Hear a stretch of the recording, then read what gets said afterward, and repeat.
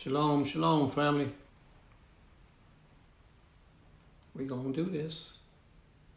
Shabbat shalom to everyone. Welcome, welcome. We're going to do this. Shabbat shalom to everyone. I guess the rest of the family will be joining in with us soon. Ya Lion, shalom, shalom.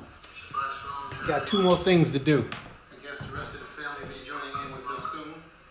Ya Lion, shalom, shalom. Got two more things to do. I guess the rest of the family will be joining in with us soon. Ya Lion, shalom, shalom.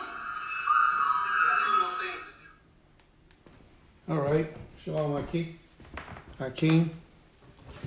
All right, now I feel better. We can get this thing moving. We can do what we got to do. All right, let me just get everything moving in the right direction so I can keep up with everybody and everything. Now, on this one, I don't see the posts. On that one, I do. Okay, we're going to move forward with this one. How's that? Much better. Much better.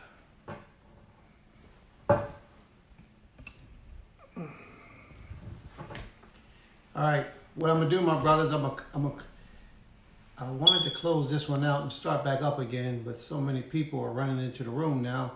We're just gonna have to move forward. All right, we're gonna move forward. May the Most High guide my mind, my spirit, my body, my language, and my speech as I approach unto you, his people. May the Most High be praised forever and forever. Today we have an opportunity. First, I'd like to say shalom to the family that's here in the room. Lynn Williams, Shabbat Shalom. Flether Sip, Shabbat Shalom. Shabbat Shalom, everyone. Many of you who are not texting or typing that's in the room, Shabbat Shalom. May the Most High be with you. Today is a very special day. Today is a Shabbat day. A day in which the Father has allowed us to awaken. A day that he has allowed our spirit to partake in his blessings and his mercy. And we are here on this day.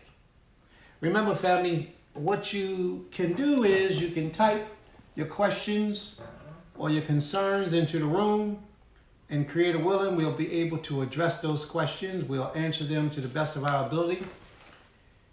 We do have a lesson prepared today, but we would rather spend time with you on things that concerns you and things, situations, conversations, things that pertain to the essence of your heart and your mind, wherever you are, and however you would like to address these issues, whatever they may be. Sister asked me in a room today, up in the room, Build Israel. We have a room called Build Israel. It's a $, and then it's the words Build Israel. She asked me, what are we doing? And what have we done recently to fulfill that mission? Shay Zoe, shalom, shalom, Shabbat shalom, Shah Zoe. She asked me, what are we doing and what have we done recently to fulfill or to be a part of the movement that we're doing to build Israel? Yvonne Crawl, Shabbat shalom. There's so many things that we're doing, it's really difficult for me to speak about everything because I'm not a person that would like to speak before the egg hatches. Now, once the egg hatches and everything takes place, you will hear about it, you will see it, you will see the results, and you will begin to know exactly what it is that we do when we do it. There are so many things for us to discuss, so much for us to dwell into. So we're going to embark on this and we're going to get it done and we're going to do it.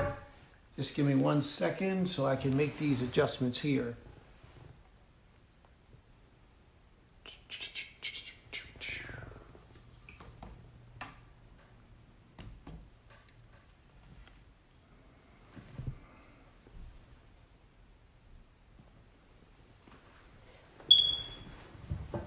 All right, let's get moving. Monica Moore, Shabbat Shalom. Andre, Shabbat Shalom. I prefer to hold off before I begin to say all the things that we are involved in. Well, what I will let you know is that we do have a portion of land called Goshen that we are preparing for the family of Israel to come down and be a part of so we can build a Hebrew community. Shalom, Zaken. Shabbat Shalom. We are building a Hebrew community in Sparta, Georgia. And we would ask that everyone would participate in that process. We have an application and a screening process. And anyone that's concerned, you can, at a later time, inbox me, and I'll make sure we get an application to you so that you can have your application in ahead of time. You can come down, visit the land, and possibly be a candidate to live on the land with us and help us to build Israel. All right? Now we have a lesson. I prepared a lesson. I actually put it in the room on my page, on the Prince Israel page. I actually put the lesson. So you guys can tune into the lesson along with hearing while we speak so that you can follow along. Now, I have my lesson right here. So in order for you to follow along, you would have to pull up the lesson on your page. And I don't know how you would do that and still watch the video at the same time. I don't know how you would do that, but I guess that's something that you can figure out. Maybe you have more than one device, or maybe you have a printer where you can actually print it out. But the lesson for today is hatred in the mind of man/woman. Hatred in the mind of man/woman. It's a deep subject, a deep topic when we really consider all the hatred that's present in the midst of us. Remember, family, if you have any questions, you can write your questions down and we'll do our best to address your issues, your questions, or your concerns. Your questions could be about any topic. It doesn't matter the topic. Whatever they're about, Creator willing, we'll be able to address them. To begin, it says, Sister Clara, Shabbat Shalom. I pray that the family as well. What did you do to offend the Creator? You know, when we make that transition and we begin to walk closer to the Most High in a more sincere manner, we walk away from what we thought was a way of serving Him, which could be in the form of idolatry. Okay? It could be in the form of idolatry, and it may not be. But more than likely, it was in the form of idolatry. And you made that separation, and you began to walk after the Creator with a pure essence. There are a lot of things that you may have done, you have done. We are all guilty. No man is perfect. There are a lot of things that you have done, but oftentimes we just make that transition. We don't question how we may have offended the Creator in our life. And this is something that we should begin to do. Shabbat Shalom, Book of Israel. Book of Israel. Shabbat Shalom, Venid Cornelius. We should begin to ask ourselves, how have we offended the Creator through our actions in our life previous to us making that transition of coming into the oneness of the Almighty? And some of us may not fully understand what that means, but before you began to worship the Creator in the essence and where you are now, there were many things that you did in your life previously that you have not asked the Creator for forgiveness for. You have not asked for mercy. You may have left off from doing these things, but inadvertently, you have not cleansed your spirit of what you used to be a part of or used to partake in because you have not asked the Creator for forgiveness. And this is something that we must begin to be honest with ourselves about and constantly ask ourselves, what did I do to offend the Creator? And how can I correct my offense to the Almighty? You see, that's something else that we don't take into consideration. We just move forward and believe that the Most High will forgive us and believe that as long as I don't practice that behavior again, I'm forgiven. In the book of Ezekiel, the 18th chapter, the Most High tells us that man has to ask for forgiveness and change from his wicked ways and never do that thing again. He has to do that in order for the Most High to hear him, his spirit or his essence, to move forward and to bless him. Another thing we have to do is we have to ask ourselves, who do we pledge our allegiance to? You know, a lot of us, we live in a life and we worship a power, but we got it all mixed up and tangled up in a lot of idolatry.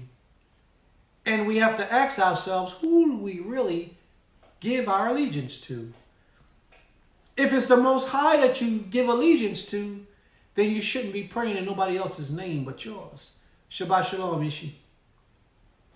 You shouldn't be praying in anybody else's name going to the Father. If you give your allegiance to the Almighty, then it shouldn't offend you when somebody speaks ill or bad about another deity or about a deity, because the Creator is not a deity. But these things shouldn't offend you or upset you or get you mad, because you understand that your allegiance is to the Almighty, the Creator of all creation. And as long as that's where your allegiance is, then you're doing fine. Continue to live on in that life. Continue to do that thing. But if your allegiance is tied to someone other than the Almighty, then you have issues. And you must begin to search out your mind and your essence and your spirit so that you can begin to have your allegiance to the Creator of all creation and none other. Okay? These are just some questions for you to ask yourself. Then another question that you can ask yourself is, what is your nationality? I heard a breakdown the other day of a brother who gave a report to the news media in reference to a situation that took place in Jersey where they claimed that the people who committed that type of a crime were Hebrew Israelites and try to tie him into us. Well, the one brother who gave his accusation or gave his account of who we are as a people, he said something about, we're not Hebrew. Hebrew is a language. We are Israel. Well, that showed me that brother might not have been the right one to do that presentation. We are Hebrew. Hebrew is far greater than a language. Think about it. Most languages were used to describe a people. The people spoke whatever that language is that they speak of. Usually that's the way it went. But our forefathers spoke multiple languages. We're Hebrew by blood because of our forefather Eber. If you read in Genesis, the 10th chapter, you read about a man named Eber, who was the grandson or son of Shem. Eber in Hebrew is Ibrit.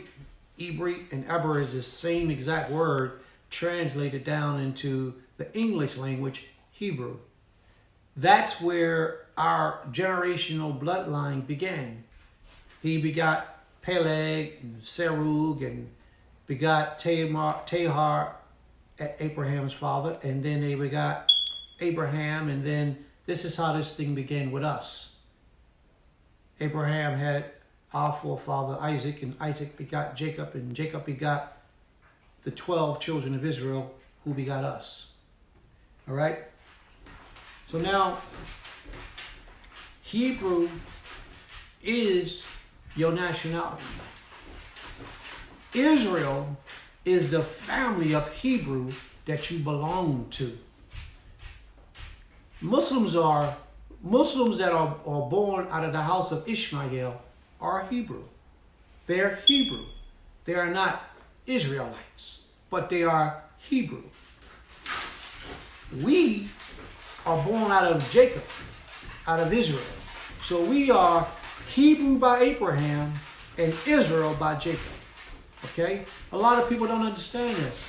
So you have to take into account so you'll know when you represent your people on any level, you have to understand what it is that you're talking about. We're Hebrew by blood. We're Hebrew Israelites by blood. Our nationality is Hebrew Yisrael. Hebrew is the bloodline. Yisrael is also a bloodline, but it's the tribe that we are of the Hebrew nation. Okay? So a lot of people need to understand that, because a lot of us don't understand that. So when you ask yourself, or someone asks you, what is your nationality? Your nationality is not African American. Africa is the name of a man. America is the name of a man. And both of those men are Europeans. None of those men are Hebrew Israelites, or even of as they would say, African descent.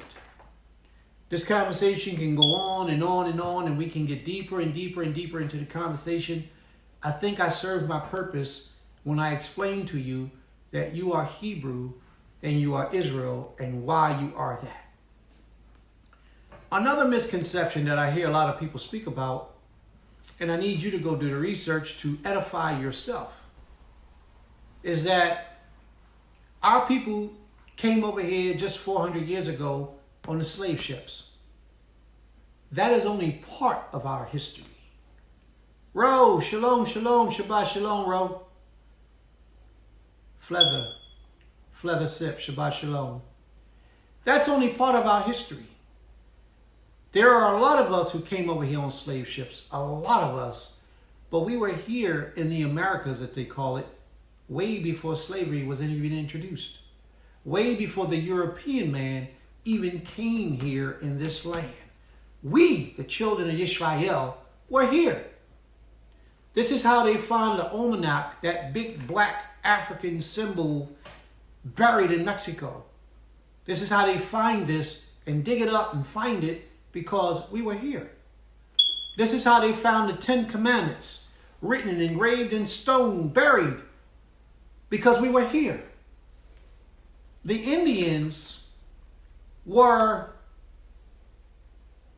cohabiting and living with our people, the children of Israel, way before the European came anywhere around here.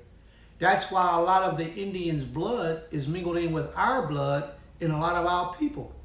They don't want you to know this, because they have something out where if you're Indian and you can prove that you're Indian, they owe you some money. You can get sovereignty and funding and all types of things if you can prove that you're Indian. But you can look at some of the old pictures. Look it up on the internet. Was Yisrael in America before the Indians? Look it up and you'll see the proof that you need to verify the words that I'm saying. You know, Prince is not here to teach you things that I make up in my mind. I'm here to teach you things that the Father have shown me and that I have researched and verified. Okay? Now, a lot of these subjects and topics I haven't touched on so long. So some of the things may slip up just a bit, like where they found this particular thing or the particular name that they call a such thing. But the evidence that I present to you is real, is genuine, and is verifiable. Akaya, Shabbat Shalom, Akaya. Shabbat Shalom. These things are verifiable. Just look them up. Punch them up in the computer and you'll see. Okay? So does anyone have any questions before we begin our lesson today? Does anyone have any questions that they want to ask? Any subjects that they want to bring up or talk about before we begin on the lesson that we have prepared for today? I'll give you a few minutes to chime in, to type in, or to move forward. Vernon Hester, Shabbat Shalom. Okay, if you do come across a question or you want to ask a question, just type it in the room. Creator willing, we'll be able to address your question. Gordon Williams, Shabbat Shalom. All right, hate. Hate. Such a strong word. This is the topic of today.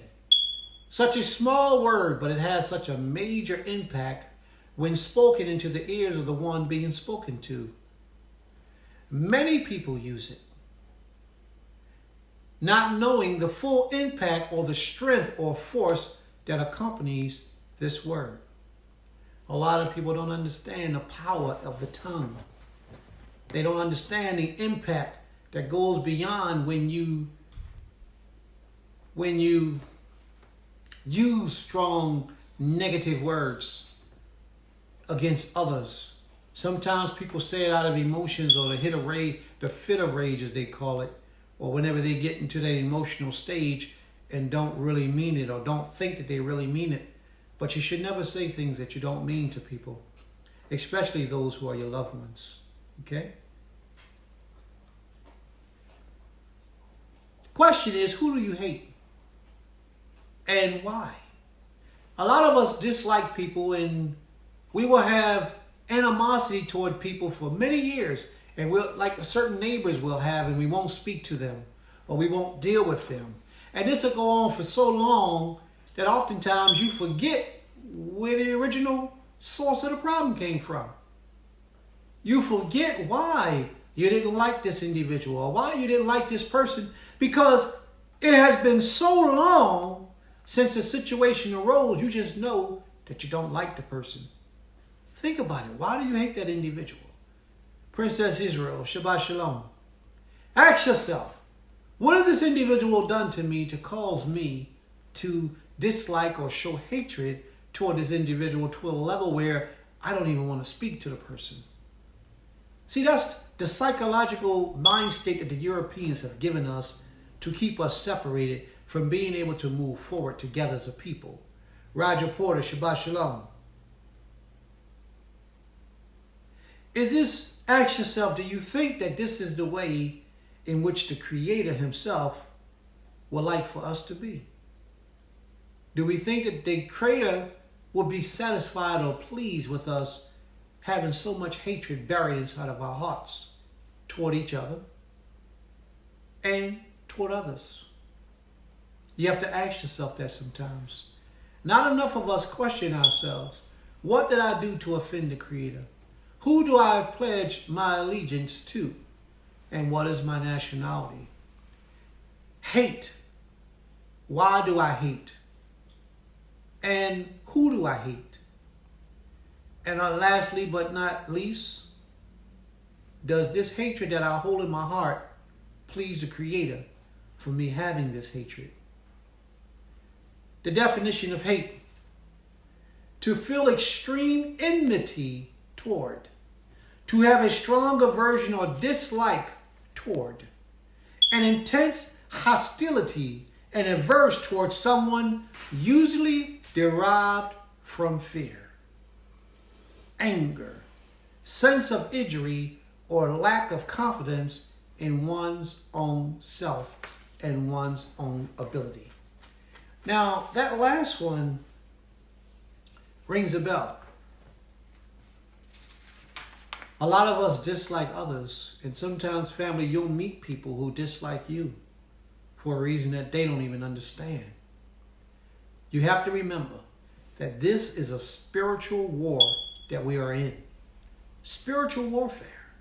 Some people won't like you or speak ill about you or speak bad about you for the simple fact that their spirit that governs them is not like the spirit that governs you. A lot of people will dislike you not knowing why they dislike you. And it is because the spirit or the energy that moves and motivates them is at war with the spirit that moves and motivates you. But that too can be diffused. There's a way that you approach that situation. Oftentimes you approach that situation with kindness and respect. But then when they are so stubborn and hard up in their emotions, and they don't even understand why they move the way that they move against you, they will ignore, mentally and physically, emotionally, try to ignore the kindness, the mercy, and the love that you show to them, and still try to maintain that negative posture towards you by showing what they call a form of hate. You have to forgive those people, family, because it's not them that is hating you. It's them demons that they got up in them that's hating that spirit that you possess. They don't understand why they do what they do. Don't meet them with negativity on that level of negativity. Don't meet them where they are. Elevate them. Raise them up and show them mercy. Show them kindness. Show them love and affection. Don't be a fool. You don't allow anyone to cause you physical harm.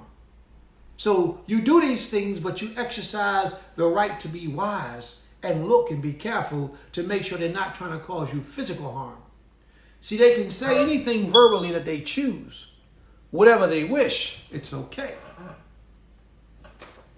But don't allow them to cause you physical damage, physical harm, while you're showing them mercy and love and real strength. I had a brother not too long ago. You all may have seen the video. Shabbat Shalom, Bati. You all may have seen the video. It got over 1,700 views. It's on my page if you haven't seen it. I got up and did a presentation, and I spoke to the family. And then right after I finished, the spiritual leader of the Knesset got up, and he spoke against everything that I taught in a negative way. Called me stupid. He said, stupid. He said, I have no business teaching, and I shouldn't be a spiritual leader of anything. These was his words. Now, I could have got angry. I could have got frustrated. And I'm saying these things because I need to share with you that I don't just teach these things, I actually live these things. I've never had a man to do that to me ever before. So this was new to me. He spent at least 15 to 20 minutes speaking ill and extremely disrespectful in my presence while I was sitting right there. How did I respond? My response was that I allowed the elder to continue on with his speech while I sat there and be patient and quiet. And in my mind, I was talking to the Almighty. After the event was over, after that portion was over, we in Goshen, we gave the elder a gift. In spite of his actions. And I presented him the gift. A little box we had wrapped up, and after Shabbat, we go and we present the gift to the elder. At the dinner table, they had me sit right next to the man. Now, the emotions that I had to utilize was the emotions that the Father has blessed me with to have control over my spirit. I got up, presented the gentleman with the gift, and he was like mesmerized. It was totally shocking of him that he just spoke such negative and evil things about this man who is now rewarding him with a gift of honor. Because as men, this is how we do things. You don't visit a man's house for the first time and you don't take a gift for the man of the house. No matter if you agree or disagree with that man, you must honor him, especially when he's an elder. So this is what we did. We honored him. We presented him with this gift. And then, that's what you guys do? Is this how you do it? Yes, this is how we do it. This is how we do it. So he sat down and thanked me for the gift, and he might have even gave me a hug. I don't even remember. I sat down at the table next to him. And the whole duration of the time, we sat there for about 2 hours maybe. The whole duration of the time, this man was silent. Didn't have much to say. His words was few. And the reason was because the respect that he was shown after he had just shown so much disrespect was more powerful than the disrespect that he shown. It was extremely more powerful than the disrespect that he displayed. This is what I'm saying to you about hate. Hate has a way of killing us from the inside out. It has a way of destroying us. Jealousy is a form of hatred. And there should be no one that you're jealous of. There should be no one that you hold hatred in your heart for. No one. There are ways that we defeat our own blessings from entering in and coming upon us, and it is because of what we harbor inside our inward parts. You should have no hate for no one. And that's right, Monica. Hate grows and it festers and is also contagious because you dislike someone or hate someone. someone else will learn that same behavior that loves you or that likes you and be hateful or angry toward another individual because of how you feel about this individual. So it's also contagious. And yes, it grows. But the problem is oftentimes we forget why the hate is even there. A lot of times we forget why the hate is even there after it's been many years. So that demonstration that I share with you, it's because I want you to know that I don't just talk the talk, I walk the walk. I live it. And humility is one of those things that we must learn to possess in our character. Everybody's not going to like you. Everybody's not going to want to be associated with you. Everybody's not going to care enough about you to always want to do good things for you, to you, or with you. But you just got to be mindful, circumspect, and be careful how you move. Okay? Jeremiah 4:14. It says, O Jerusalem, wash thy mind from wickedness, that thou mayest be saved. How long shall thy vain thoughts lodge within? You see, the prophet is saying that our minds are powerful. And we are constantly going to the Creator, asking the Creator for mercy, asking the Creator for forgiveness. But yet, we're holding hatred in our minds toward individuals. The Hebrew word for mind is lav, L-A-V. People would say L-A-V, but in ancient Hebrew, the V didn't exist for that letter that they have. So it's L-A-B, lav. That's the Hebrew word for mind. The Hebrew word for heart is lav, the same word, the exact same word. Because your heart and your mind are connected. Your heart and your mind moves as one. Okay? If you ever watch yourself and notice yourself, they move as one.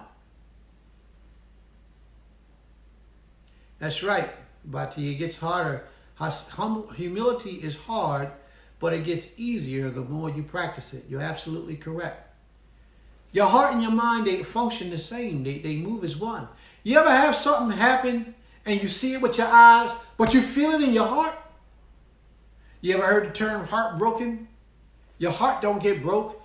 Something affects your mind and it calls your mind to feel it inside your chest. Your heart and your mind are one. Okay? Jeremiah is saying that we have not washed our minds from wickedness. And yet we ask the Most High to save us. We must learn to wash our minds from evil, from wickedness, before we cry out to the Most High for anything. Cleanse your ways, family. Make yourself whole, pure, and clean. And then ask the Most High for whatever it is that you want to ask the Most High for.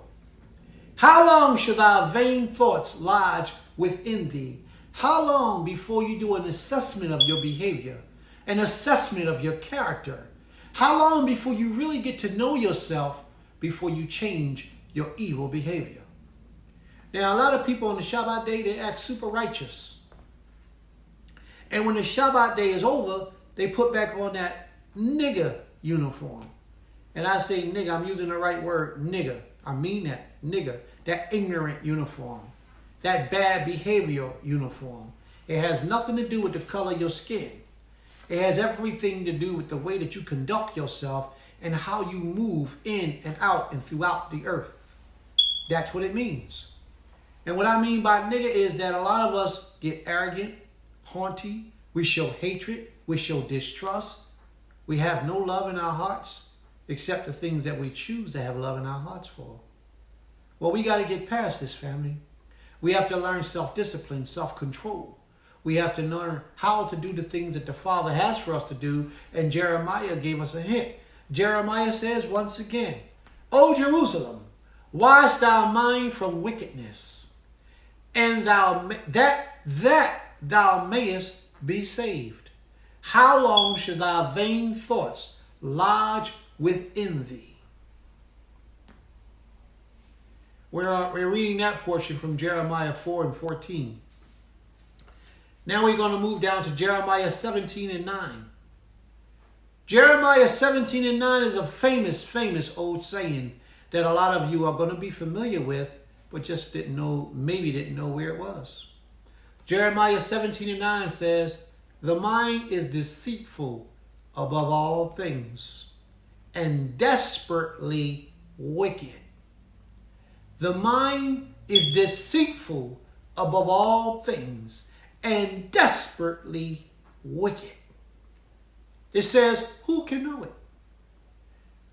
It says, I, the Creator, I search the mind. I try the reins, even to give every man according to his ways and according to the fruit of his doings. Now, why did I present this? It says, I, the Creator, search the mind. What is the mind again? He searched the heart. He searched the heart. He searched the mind. He searched the heart. He searched the mind. He searched the heart. The Creator searched those things. But Jeremiah says, wash thou mind of wickedness. Why did Jeremiah say, wash your mind of wickedness? It's because in Jeremiah 17, the Father says, he searched your mind. Jeremiah says, that thou may be saved. Wash your mind of wickedness, Israel, that you may be saved. Why? Because the Creator is searching your mind and using it to judge you. He's using it to give you rather your blessings or your curses based on how you view things with your heart, with your mind, with your heart, with your mind. The Most High, he sees the filthiness that's in you. He sees the uncleanness that you allow to migrate within your mind.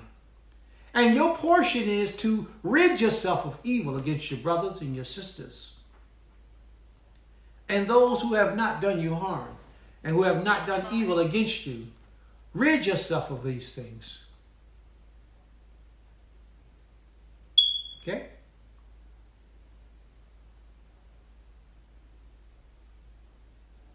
Shabbat Shalom.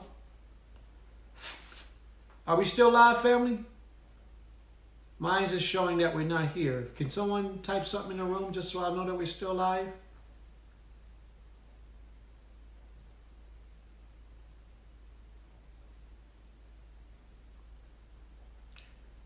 Shalom.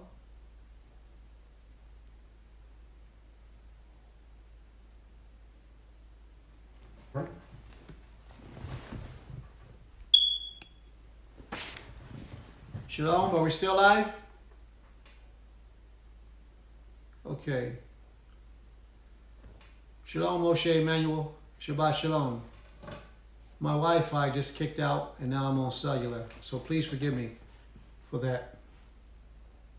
I don't know what the last portion was that you heard, so I'll repeat that just a little bit, just to make sure that we got that understanding. Jeremiah says for us to wash our minds from wickedness.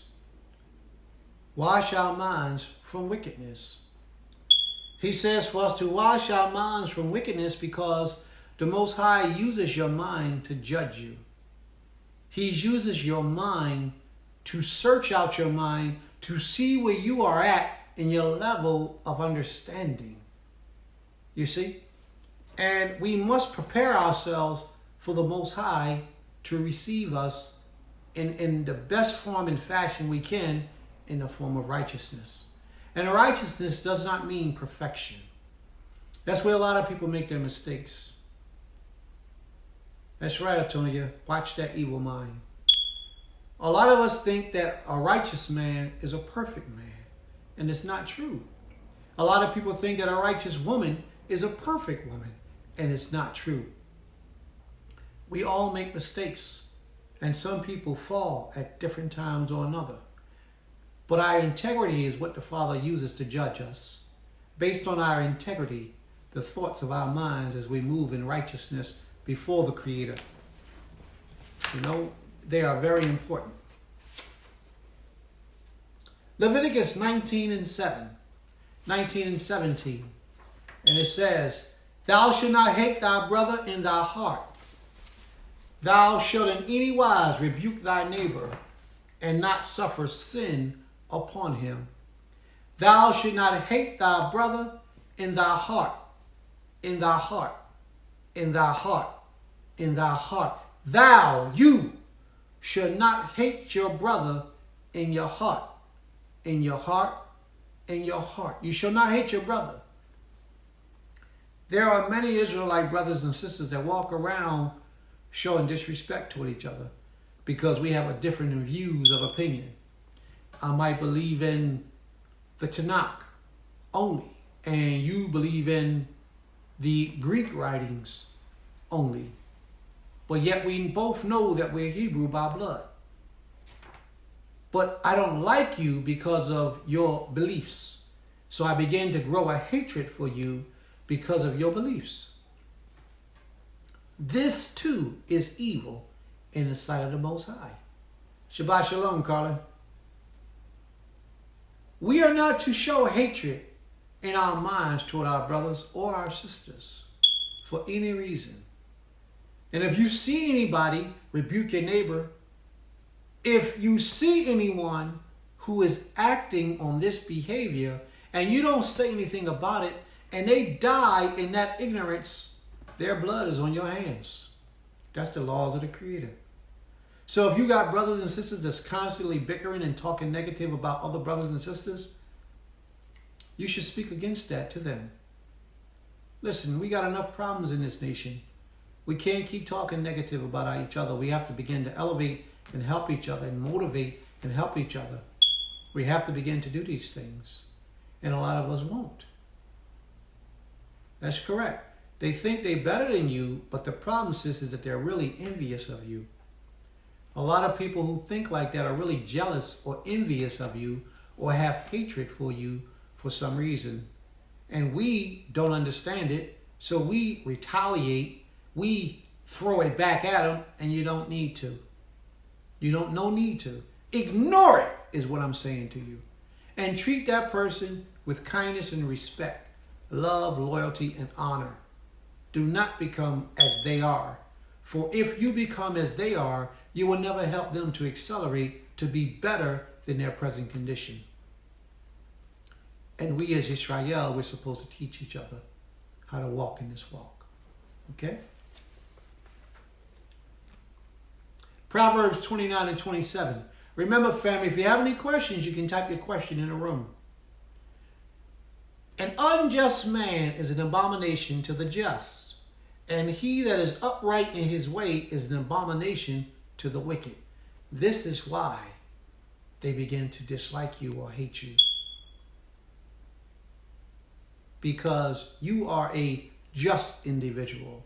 You're moving in your integrity. You're moving in the ways of righteousness and truth. And you are what they will call an upright man. And an upright man is an abomination to a wicked man.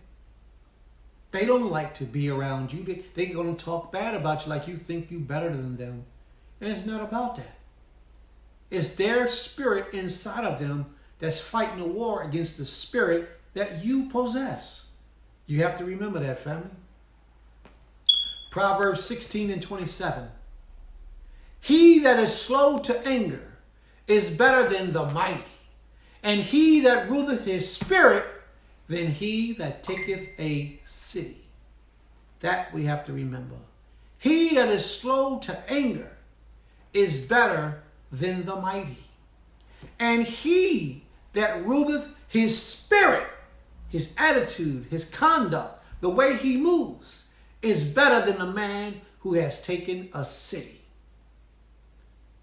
What that really means is that the war, the greatest war that a man can ever fight, is an internal war against his desires, against his passions, and things that might affect him that are evil within him. That's a man's greatest war. Know thyself, Israel, is a great lesson that you have to learn. We're going to read today in the book of Genesis, the 37th chapter. So if you can, open your books, please, to Genesis, the 37th chapter. And if there are any questions, you can type your questions in a room, and Creator willing, we'll be able to approach and address your questions and your concerns. Genesis 37. And we're going to start the first verse.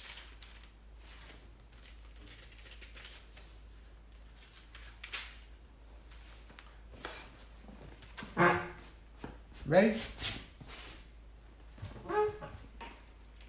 Genesis 37 and 1. We're going to read this chapter, and this chapter is about hate. Strongly about hate. And it's about a hate that is allowed to fester over years and grow and blossom within us, like the sister said in the room. It's a hate that we have that's a violation against the laws. And sometimes when you hate somebody as severe as these brothers and sisters did, it causes you to do things that you shouldn't do.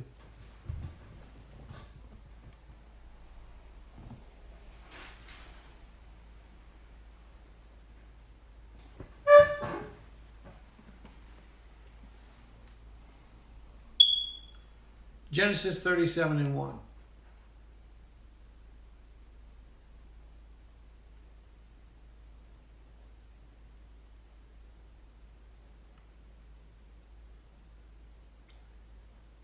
And Jacob dwelt in the land wherein his father was a stranger, in the land of Canaan.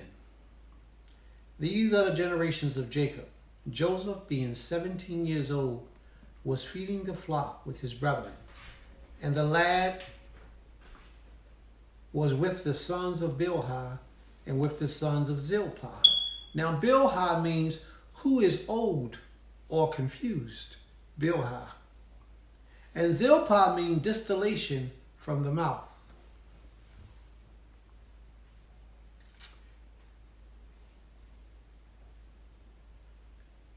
His father's wives. These was his father's Nashim. Now remember, these Nashim, these wives was given to him by his first two wives. There was no hatred toward that sister wife. And if you're in a relationship and you're in a plural relationship where as your husband has multiple Nashim, you two sisters have to get along. You two sisters must learn to get along better than anyone else. You two will be the strength of the family, if you understand what I mean. Sure, the man will be the head, but that man will be out working, earning a living to provide for you all, and you two women, his Nashim, will be basically primarily functioning the household to make things go according to his desires. So the two of you have to get along. There should be no hatred or animosity between those sisters. And when you have a community, that community must be able to get along in the same fashion. The sisters of the community all must be able to get along. There shall be no hatred in the midst of the sisterhood in the community. We have to understand what it is to dwell together as a people with no hatred. Yeshaya, I see you in the room. Shabbat Shalom. I don't know why you're not here, but you're in the room. Maybe the Creator willing, you'll cut your phone off, knock on the door, and be like, Prince, I'm here. So, I got to give you that a little bit until you show up, if you show up. We're in Genesis 37, verse 3. Now Israel loved Jacob more than all of his children. And Israel was wrong for that. Israel loved Jacob so much that he showed a separation between his children. The other children began to envy Joseph because the father showed so much, so much love toward Joseph that he did not show toward the other ones. It didn't mean that he didn't love his other children. It just means that he showed his love more for Joseph than he did the other ones. Demond Washington, Shabbat Shalom. So it caused that hatred to brew within the other brothers and sisters of his household. And it grew so bad that they devised a plan to get rid of him.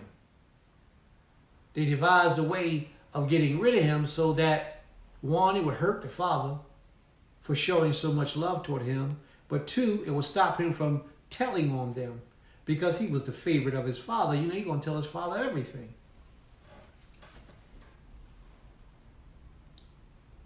Genesis 37:4.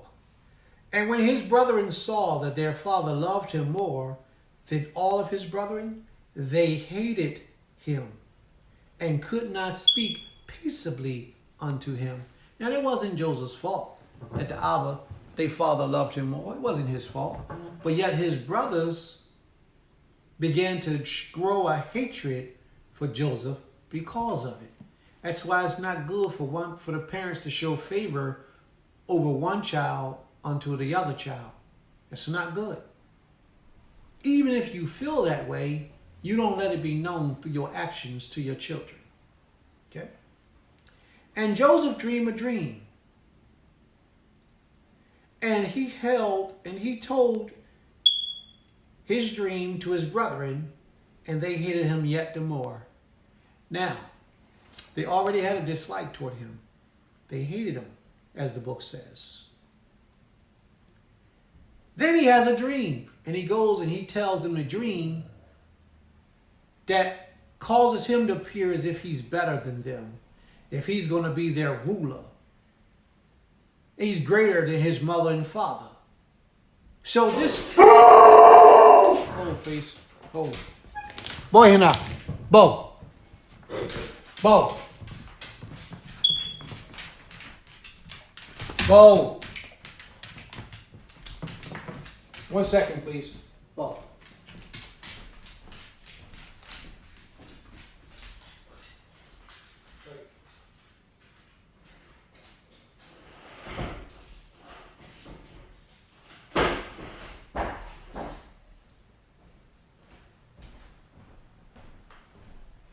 Please give me a second.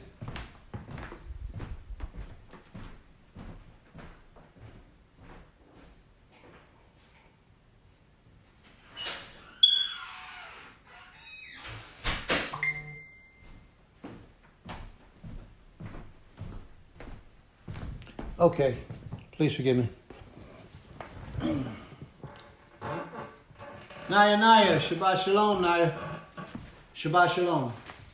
Now, they had so much hatred inside their minds toward him that they devised a plan to get rid of him. But before that happened, he had a dream. And in this dream, he was placed on a different level than the rest of his family, his own household. His mother, father, sisters, brothers, everyone was subservient to him. So that made them hate him even the more. Verse 6. We're reading Genesis, the 37th chapter, verse 6. And he said unto them, Hear, I pray you, this dream which I have dreamed. He says, For behold, we were being sheaved in the field, and lo, my sheaf arose, and also stood upright. And behold, your sheaves stood around about, and made obeisance to my sheaves, which means that they all had stacks of sheaf. Of hay, bales of hay. And his hay stood up while everybody else's hay laid down and paid obeisance to him unto his sheaves. And his brethren said to him, Shall thou indeed reign over us? Now remember, he's the youngest at this time. He's the youngest. Huhana, Shabbat Shalom. He's the youngest at this time. And his brethren said unto him, Shall thou indeed reign over us, or shall thou indeed have dominion over us?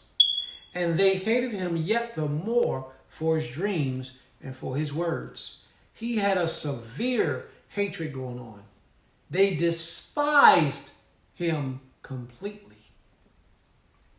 We're reading out of Genesis 37:9.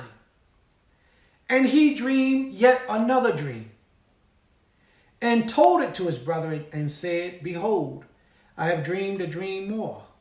And behold, the sun and the moons and the 11 stars made obeisance to me. And he told it to his father and to his brethren. And to his father rebuked him and said unto him, What is this dream that thou hast dreamed? Shall I and my mother and thy mother, thy brethren indeed, come to bow down ourselves to thee, to the earth?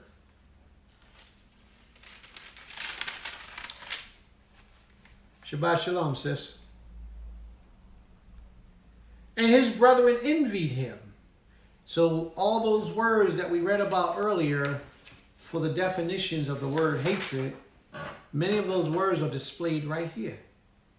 Hate, to feel extreme enmity toward, to have a strong aversion or dislike toward, an intense hostility and aversion toward someone, usually derived from fear, anger, sense of injury, or lack of confidence in one's own self.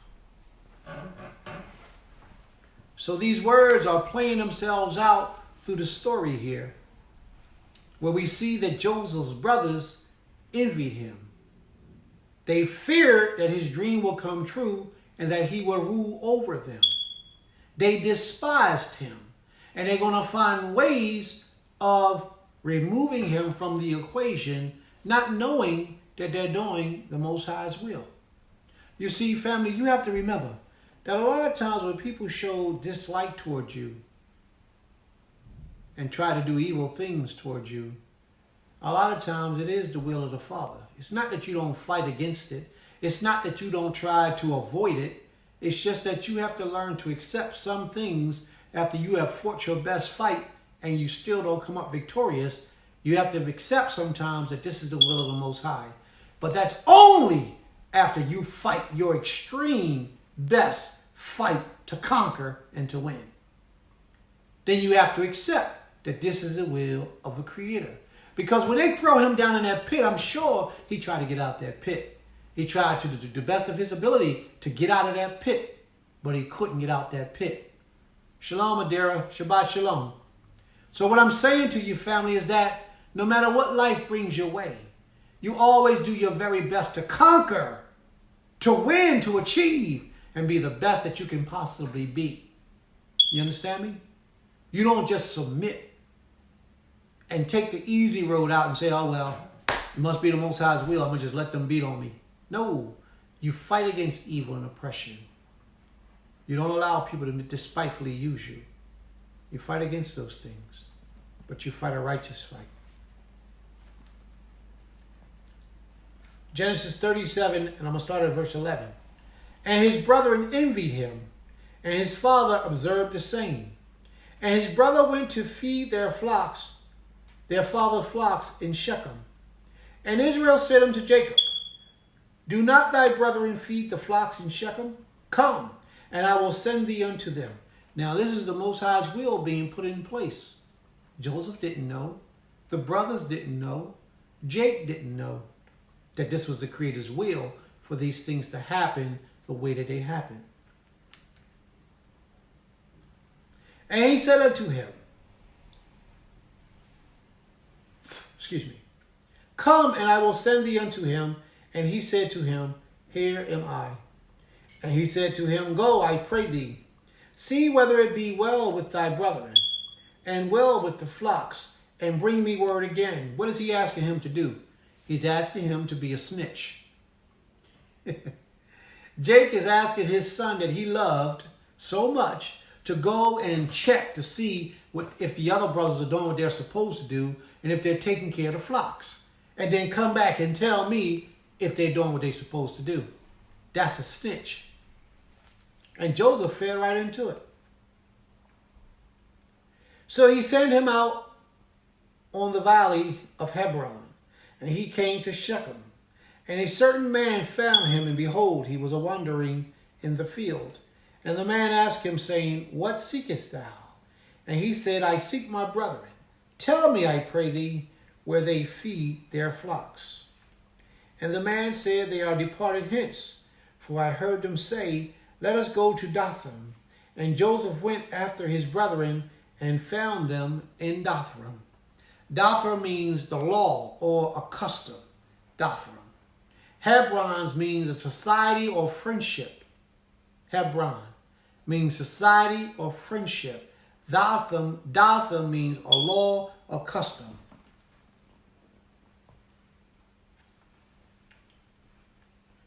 We're in Genesis 37:16.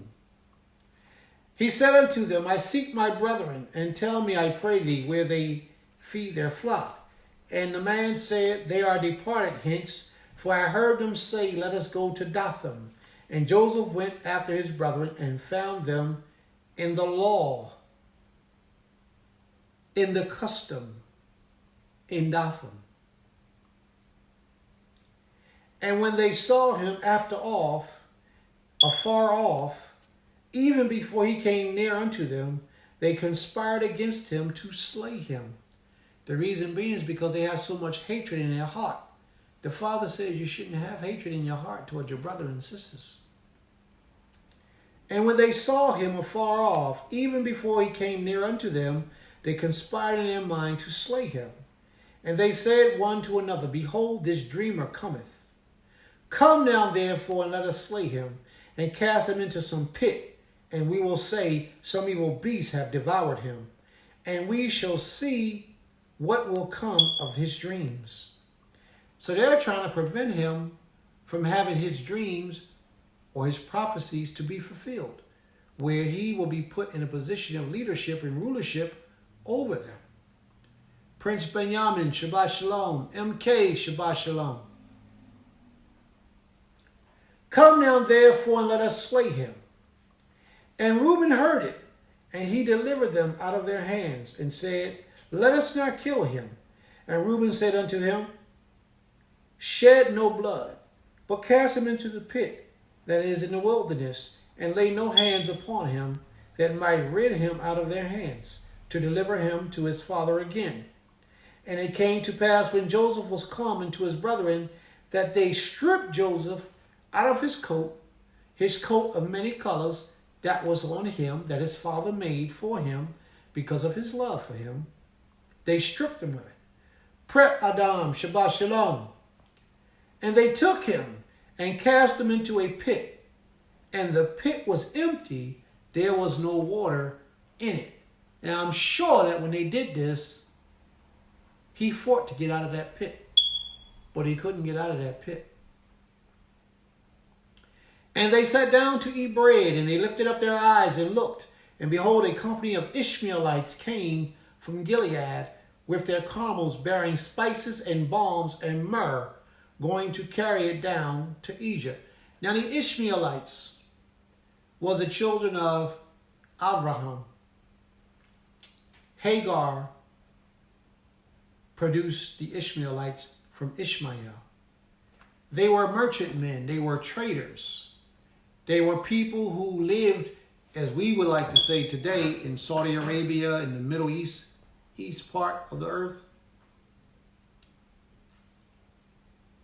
That's correct, Colin. That's correct.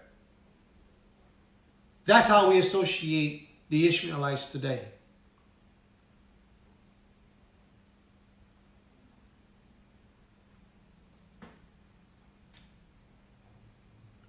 Now, these Ishmaelites today and then were merchantmen who would travel from one region of the earth to another region of the earth, and they made a lot of money in slave trade, and they made a lot of money in silk,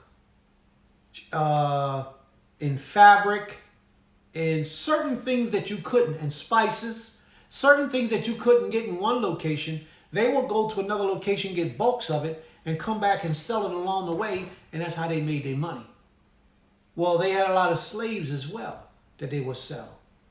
So the Ishmaelites and the Midianites, they're really one household.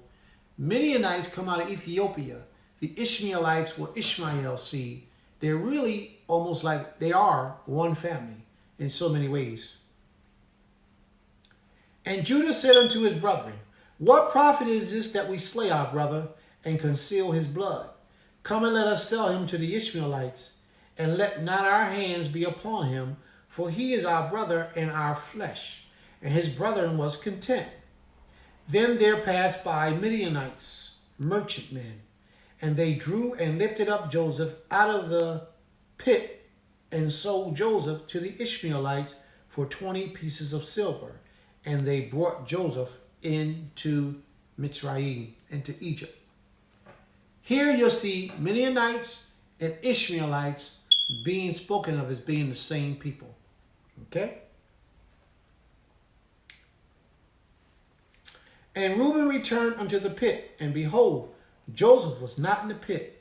And he rent his clothes. He was upset. He was hurt because he knew not what happened to his brother. He actually thought they killed him. And he returned the child, and he returned unto his brethren and said, the child is not. Whither shall I go? And they took Joseph's coat and killed a kid of the goats and dipped it in the blood. And they sent a coat of many colors, and they brought it to their father and said, this have we found. Know now whether it be thy son's coat or no. They are trying to pretend to their father as if their brother had died, when in fact he didn't die. They sent him into captivity, into slavery. And he knew it and said, it is my son's coat, and evil beasts have devoured him. Joseph is without doubt rent in pieces. Now notice that they didn't lie to their father. They just deceived him. They didn't tell him what happened to him. They let him use his own mind. The heart is deceitful above all things. Who could know it? They let him use his own imagination to assume that he had the answer for what was going on. And Jacob rent his clothes and put sackcloth upon his loins and mourned for his son many days. And all his sons and all his daughters rose up to comfort him, but he refused to be comforted. And he said, for I will go down into the grave until my son's mourning. Thus his father wept for him. And the Midianites sold him into Egypt unto Potiphar, an officer of Pharaoh and captain of the guards. We're going to close out there. If you get a chance, you might want to read that in Genesis 38. In the end of the chapter, Genesis 38. Job 31 and 29. If I rejoice at the destruction of him that hated me, or lift up myself when evil found him, neither have I suffered my mouth to sin by wishing a curse to his soul. If I covered my transgressions as Adam, by hiding mine iniquity in my bosom, tried to pretend that sin is not within us. This is what we do often. We try to act as if we are clean, and we judge others based on our only assumption of our own condition, spiritual condition. And what I'm sharing with you today, family, is this is something that you shouldn't do. Don't lie to yourself and believe that you're innocent in this, because we're all guilty. We all have a lot of work to do to cleanse our minds, to purify our minds, and to help us to get back into the good graces and the oneness of the Almighty. For Jeremiah in Jeremiah 4 and 14 says, O Jerusalem, wash thy mind from wickedness, that thou mayest be saved. How long shall thy vain thoughts lodge within thee? I thank you for the audience. May the Most High be with you all, protect you all, and strengthen you all. May the Most High cause you to come face to face with the evil that exists within your inward parts, whereby you will cleanse your soul and walk in righteousness toward this King. May the Most High be praised from everlasting to everlasting. All right, family. If there are any questions, you can type your questions in the room, and we'll address those questions, those issues. And if there aren't any questions, we're going to terminate this event, this teaching portion. Are there any questions? Are there any questions, family?